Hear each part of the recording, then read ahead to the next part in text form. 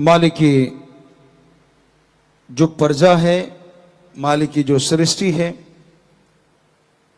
उस परमपिता परमात्मा ने, उस मालिक ने क्या गजब की बनाई है। कहीं भी आप निगाह मारें, आपस में सगे भाइयों के कर्म नहीं मिलते, हाथों की रेखाएं नहीं मिलती, पेड़ पौधे अलग अलग प्रजाति के, उनकी पत्ते शाखाएं नहीं मिलती। तो उस राम ने गजब कर रखा है कि जो वो बनाता है, ऐसा डिजाइन, ऐसी खुशबू इंसान नहीं बना पाता। प्रकृति में ऐसे ऐसे पेड़ पौधे, जड़ी बूटियां हैं जिनसे बहुत इलाज हो सकता है, जिनसे इंसान ही नहीं और बहुत से जीवों को फायदा होता है। जंगली जीव रिसर्च जब की गई तो ये पाया जाता है ऐसी ऐसी जड़ी बूटियां जाके खाते हैं जिससे उनकी तकलीफ दूर हो जाए। आयुर्वेदा में जो लिखा और उसके अलावा जो अनुभव किया गया वो यही था कि बंदर हैं, कुछ और जीव हैं, वो जब जंगलों में घूमते थे, कोई चोट लग गई, कोई मुश्किल आ गई, तो जाके किसी पौधे को, फल पत्तियों को, पेड़ को जाके वो खाते थे, उनकी छाल खाते थे, पत्ते फूल खाते थे, तो वो ठीक लगते थे उसके बाद, और फिर बिल्कुल ठीक हो जाते थे। तो वैद्य, आज के अकॉर्डिंग डॉक्टर कह लो, उन्होंने उन पशुओं को फॉलो किया और देखा कि वाकई जड़ी बूटियों में तो बड़ी ताकत है, बड़ी बड़ी ऐसी प्रकृति प्रभु ने बनाई है जिससे पूरी मानवता का भला किया जा सकता है। तो उससे फिर दवाइयां बनती गई। लेकिन आज ऐसा दौर आ गया है, हर चीज में बिजनेस, व्यापार ज्यादा हो रहा है। जान बचाने के लिए दवाओं का इस्तेमाल होना चाहिए, लेकिन आज उन्हीं दवाओं का गलत इस्तेमाल करके लोगों की जान भी जा रही है। जिसे ड्रग कहें, नशा कहें, बच्चे उसको उसी रूप में लेते हैं और फिर बुरा हाल हो जाता है। बहुत से ऐसे मां बाप जो इस लम्हों से गुजरे होंगे, जिन्होंने उन पलों को जिया होगा जब उनके सामने उनका घर का चिराग, बेटी या बेटा, नशे की वजह से तड़प तड़प के मर रहा या मर रहा था। उन पलों का एक मां से पूछा जाए, एक बाप बहन बेटी से पूछा जाए, तो वो ही जानती है दर्द क्या होता है। और ये सब क्यों हो रहा है? चंद नोट कमाने के लिए, बिजनेस, व्यापार के लिए, और कोई मतलब नहीं है। पैसा कमाने के लिए नशों के व्यापारी ये कार्य करते हैं, नशा लाते हैं, कोई रुकावट नहीं आ रही उनको।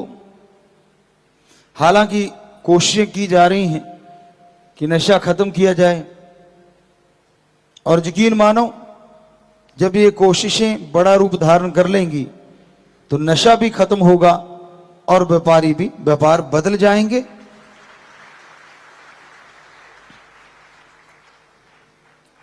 व्यापार के लिए बहुत विभाग हैं, बहुत सारी और चीजें हैं।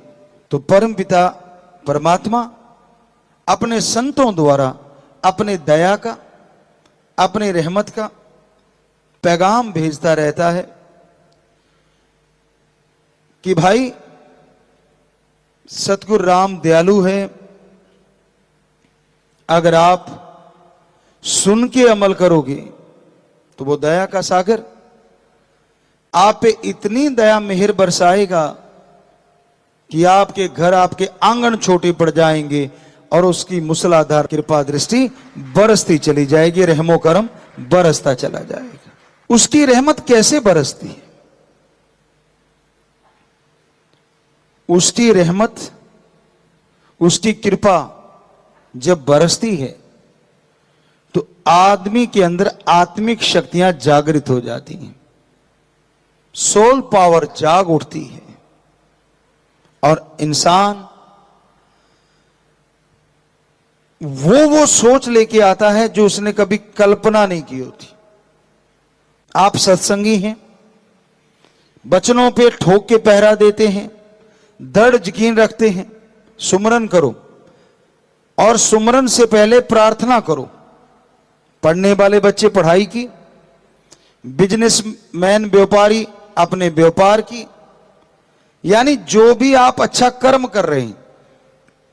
किसान भाई बीज बोने से पहले कि मेरे मालिक हे मेरे राम, बीज बोऊंगा, फसल बन के ये मेरे पास आए और इसका कुछ हिस्सा तेरे बच्चों में लग जाए, मुझ पे कृपा करना, मुझ पे दया में रहमत करना। और फिर करो सुमरन, चाहे बिजनेस करते हुए, उसके बाद पढ़ाई करो या बीज डालो, यकीन मानो फायदा लाजमी होगा। लगातार सुमरन से फायदा बढ़ता ही जाएगा। तो इस तरह से मालिक की कृपा काम करती है। दिमाग बदल जाता है, सोच बदल जाती है और आदमी समझ जाता है कि हां, ये परम पिता परमात्मा की कृपा ही है, वरना मैं क्या था। बहुत से सत्संगी इस भावना को जाहिर भी करते हैं, भजनों के द्वारा, कोई बोल के, कोई लिख के, अपने अपने ढंग से, कोई नाच के। तो उस भावना से पता चलता कि हां, इस इंसान के अंदर परम पिता परमात्मा की कृपा हो गई। उसको बोल के बताने की जरूरत नहीं पड़ती, सोचने से पहले पूरी कर देता है। कोई सच्चा भक्त बन के देखो, अपना आलस से नींद त्याग के देखो, जिनकी तड़फ लगी होती है ना। एक गाना किसी ने लिखा था, कई गाने भी रूहानियत में, सूफियत में चल पड़ते हैं। लगी वाले दा कदे नहीं सौंदे ते तेरी किमें अख लगी। शायद उसने दुनियादारी के हिसाब से बनाया होगा, पर सूफियत में बहुत गहराई है कि जिसकी उस परम पिता परमात्मा से आंख लग जाती है, फिर इस आंख में कोई दूसरा आ ही नहीं पाता,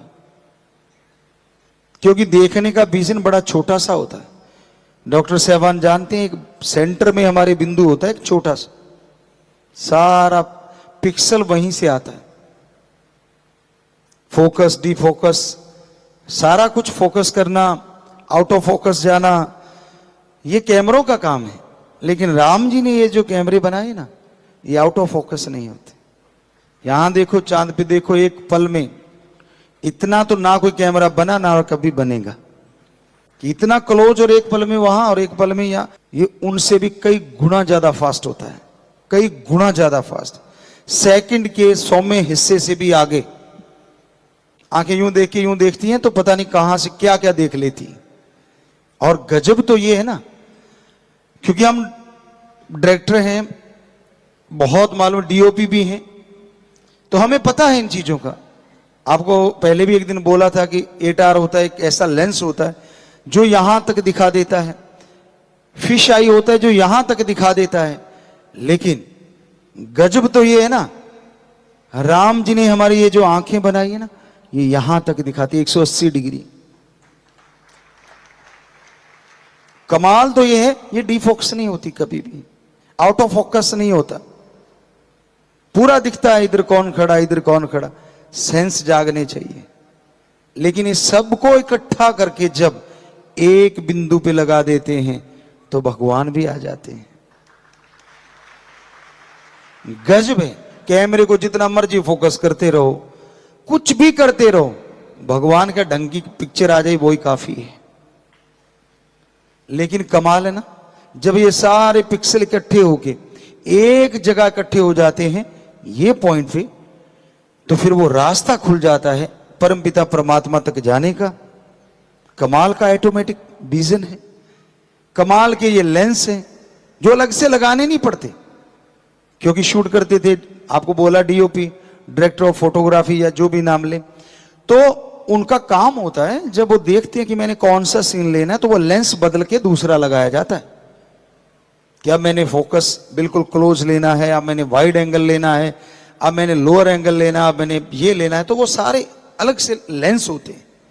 लेकिन क्या कहें उस परमपिता परमात्मा का जिसने ऐसे लेंस, और कमाल है ये इतने बड़े बड़े होते हैं, उठा के चलते हैं जब इतना वजन होता है, और इधर वजन तो है ही नहीं। जरा सी जगह, आप अगर डॉक्टर से पूछो कि जरा सी जगह होती है, और क्या उसका वाइड एंगल है, और क्या उसका लॉन्ग एंगल है, और क्या उसका फोकस है, जबरदस्त। इससे बड़ा तो हो ही नहीं सकता ना, कि जब उसको टोटली फोकस कर देते हैं एक पॉइंट पे तो भगवान जी भी आ जाते हैं। पर इसको फोकस करने के लिए इस माइंड में राम का नाम लाना पड़ता है, उसको याद करना पड़ता है जिसने ये ऑटोमेटिक लेंस बनाए हमारे अंदर। तो उसको जब याद करते हो तो ये सब चीजों को आउट ऑफ फोकस करके एक जगह फोकस होने शुरू हो जाते हैं। वरना तो 180 डिग्री कोई छोटी बात नहीं होती। और जब मन इसको काम में लेता है ना, तो ये पता नहीं कितना लंबा चौड़ा दिखाते हैं, कहां से कहां ले जाते हैं। सोच इनके द्वारा भी बहुत आती है और इसके द्वारा भी बहुत आती है। जो आंखें देखती हैं बिठा लेता है, ये पकड़ लेता है। जो कान सुनते हैं बिठा लेता है। तो भाई आप फोकस करें यहां पे और राम का नाम जपें, तो यकीन मानो आपकी तमाम मैल धुल जाएगी, आपकी तमाम बुराइयां खत्म हो जाएंगी, और एक ऐसी बहार जिंदगी में छा जाएगी जिसकी लोग कल्पना करते हैं, हकीकत में नहीं। नींद तो फिर क्या है, जब दर्शनों की इच्छा हो तो घोड़े की तरह दौड़ के आते हैं। वैसे हम अपनी बड़ाई नहीं, अपने सदगुरु मौला की बड़ाई करते हैं हर पल। तो हम दर्शनों को आया करते, सुबह दीदार करके बेपरवाह जी से, और चले तो वहां से काफी दूर पड़ता है, लगभग 150-200 किलोमीटर पड़ता है। और शाम सी के समय हम लोग 3-1 बजे गांव से 5-7 किलोमीटर दूर थे, तो अचानक ख्याल है कि नहीं वापिस चलना है। दूसरे कहते यार क्या कर रहे हो, गाड़ी मोड़ क्यों दी? यार आज बात नहीं हुई, आंखें मिली नहीं, चलते हैं। कहते मिली तो थी, हमने कहा आपकी मिल गई, हमारे यहां वो वाली बात नहीं बनी। कहने का मतलब बेपरवाह जी का संदेश था, उन्होंने बुलाना था। तो उनको कैसे बताए, उनको तो यही कहना था, अब बहाना भी बनाना है ना, तो अब ऐसा करना ही पड़ता भाई, क्या करें, जैसी दुनिया उसको थोड़ा सा ओला पर्दा रखने के लिए। तो कहने का मतलब ऐसी चीज बेपरवाह जी ने अंदर से ख्याल दिया, तो सोचा कि नहीं अब तो वापिस चलना है। अब इतनी दूर हमारे कई सज्जन थे जो साथ बैठते थे, वो डरते भी बहुत थे कि यार ये तेज बहुत चलाता है, और परमपिता ने ठप्पा लगा दिया जैसा कोई ड्राइवर नहीं, आगे से बोल नहीं सकते थे। अब बोले तो कैसे बोले, तो हमने भी क्या किया, हमने कहा यार वो लारे वाली बात, इनको क्यों डराना, हमने स्पीडोमीटर की सुई थोड़ी सी ढीली कर दी, तो वो 120 पे जाती तो झटके मार मार के 90 दिखाती, 80-90 80-90, तो हमने उसका चमचा दबा दिया गाड़ी का, तो वो 120 तक जाती थी बेचारी, वो उतनी भाग ली। और 3 बजे वहां से टर्न मारा, और शायद 5:30 5 सवा 5 5:30 हम 2.5 घंटे में, जो कि बहुत टाइम लगता था। वो कहते यार भाग तो उतनी रही है, ये स्पीडोमीटर दिखा रहा है, लेकिन पेड़ों को देखते तो बड़ी तेजी से घूम रहे हैं।